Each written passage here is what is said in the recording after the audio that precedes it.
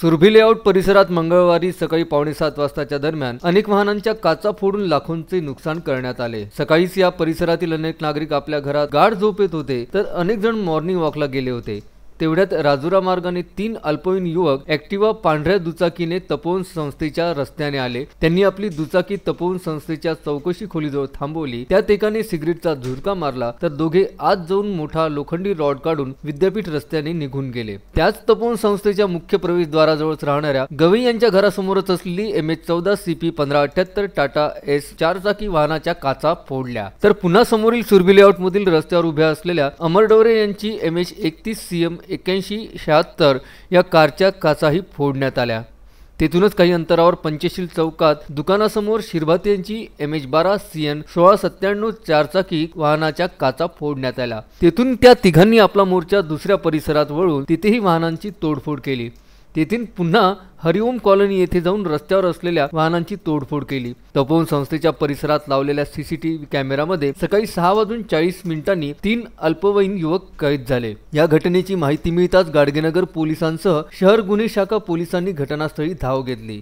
डवरे यांच्या 800 कारमध्ये विटाही आढळून आल्या। नेमकी ही तोडफोड या तिघांनी केली की अन्य कोणी याचं गूढ रहस्यच आहे, परंतु नेमका याच वेळेत या तिघांनी लोखंडी रॉड चोरून नेणं हाही शंकेचाच भाग आहे। मात्र अद्याप या तिघांचा शोध लागला नसून पोलीस कसून शोध घेत आहेत। या तोडफोडीत मात्र अनेक नागरिकांचे लाखोच्या वर नुकसान झाले। काय नाव आपलं? अरुण शिरभाते। ही गाडी आपल्या मालकीची आहे का? नाही, आपल्या मालकीची नाही। बरं, काय सांगाल आपण, किती वाजता घटना आहे ही तोडफोड? 6:30 वाजता। बरं, किती लोक वगैरे आले होते, दिसले काय? इथे 3-4 लोक होते हां, सकाळी। अच्छा, किती गाड्याची तोडफोड झाली? इकडे 4 फोडल्या आपल्या इकडे। हां, नाव चंदनप्रसाद तिवारी।